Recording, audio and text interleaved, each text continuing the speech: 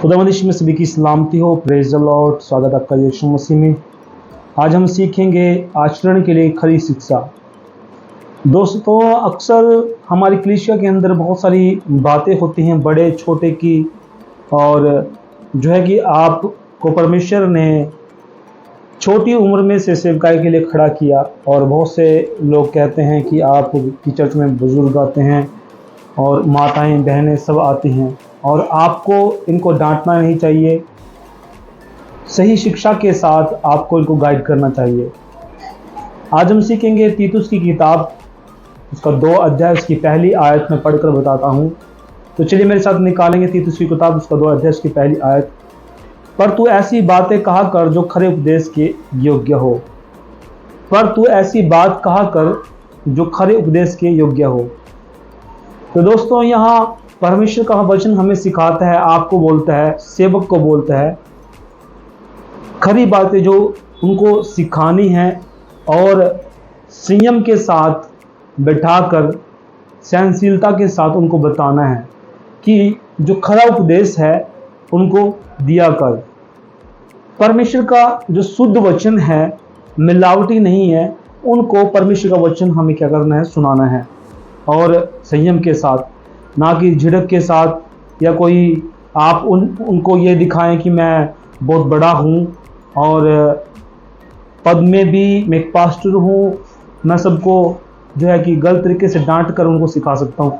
दोस्तों, परमेश्वर ने यहाँ कहा कि जो इस आयत में कहा है कि परंतु तू ऐसी बातें कहा कर जो खरे उपदेश के योग्य हो। ये हर व्यक्ति के लिए दोस्तों कहा गया है।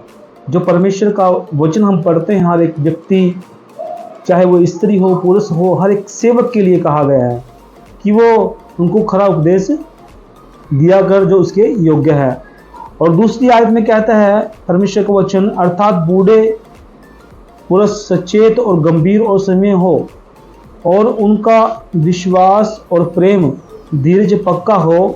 तीसरी आयत कहते हैं, इसी प्रकार बूढ़ी स्त्रियों का चाल चलन पवित्र लोगों सा हो, वे दोष लगाने वाली और पियक्कड़ नहीं पर अच्छी बातें सिखाने वाली हो, ताकि चौथी आयत कहते हैं, ताकि वे जवान स्त्रियों को चेतावनी देते रहें कि अपने पतियों और बच्चों से प्रीति रखें। तो दोस्तों, यहाँ परमेश्वर का वचन हमें सिखाता है कि संयम के साथ, एक दूसरे के साथ वार्तालाप करते हुए संयम के साथ सिखाना है। हर व्यक्ति हमें ये बताता है कि कैसे हमें उनसे सीखना है और कैसे हमें सिखाना है। परमेश्वर से जो है हम वार्तालाप करते प्रार्थना के द्वारा, वचन के द्वारा, और हम उसे सीख कर हम अपनी कलीसिया के अंदर पवित्र आत्मा के प्रकाशन से हम उनको समझाते हैं और समझाकर खरा उपदेश देते हैं। तो हर एक जो खरा उपदेश है वो परमेश्वर की ओर से है, हमें उनको सिखाना है, और सिखा करके उस आचरण के अनुसार हमें अपनी कलीसिया को जो है बढ़ाना है और उनको बढ़ाना है। फॉर एग्जाम्पल, जब हम भेड़ को चारा देते हैं और चारा देते हुए उसको पालते हैं, और पालने के बाद जब वो जो है प्रजनन करती है, प्रजनन करने के साथ बहुत सारे बच्चे पैदा होते हैं, तो उनकी भी देखभाल की जाती है।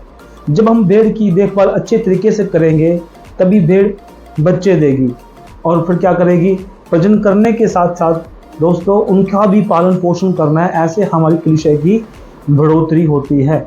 अगर हम अच्छे तरीके से हम अपनी भेड़ों की रखवाली नहीं करेंगे और अच्छे आचरण की शिक्षा हम उन्हें नहीं देंगे तो वो कैसे बढ़ पाएंगी। तो अच्छे आचरण को हमें किस तरीके से देना, चाहे वो बूढ़ा हो, चाहे वो बूढ़िया हो, चाहे वो जवान हो, चाहे यंग हो, हर एक को अच्छे आचरण और अच्छी खरी शिक्षा जो है हमें बाइबल से उनको देना है। और जैसे कि मैंने पहली आयत से 4 आयत तक पढ़ा, तो आप उनको अच्छे तरीके से इस पुस्तक के माध्यम से उनको सिखाइए कि परमेश्वर का वचन हमें खरी शिक्षा कैसे देनी है और कैसे परमेश्वर का वचन हमें सिखाना है। आप अपनी कलीसिया के अंदर मीटिंग रखिए, उन सबको बुलाइए, बुला करके उनको शिक्षा दीजिए। परमेश्वर आपके द्वारा बात करेगा और परमेश्वर आपके द्वारा बात करके उनको खरी शिक्षा सिखाएगा। तो इस तरीके से हम खरी शिक्षा सिखा सकते हैं। ज़्यादा ना लंबा ना करते हुए मैं आपको यही बताना चाहता हूँ कि खरी शिक्षा जो है, खरा आचरण जो है, परमेश्वर का वचन सिखाता है। तो चलिए हम आगे बढ़ते हुए इसको ख़त्म करते हैं विषय को, कि परमेश्वर का वचन जो है आप लोगों को गाइड करता है। आप परमेश्वर कभी किसी की जो है आयु नहीं देखता, चाहे वो बड़ा हो छोटा हो। परमेश्वर किसी भी जो है आयु के अंदर चुन सकता है और चुन करके परमेश्वर के दासों को खड़ा कर सकता है।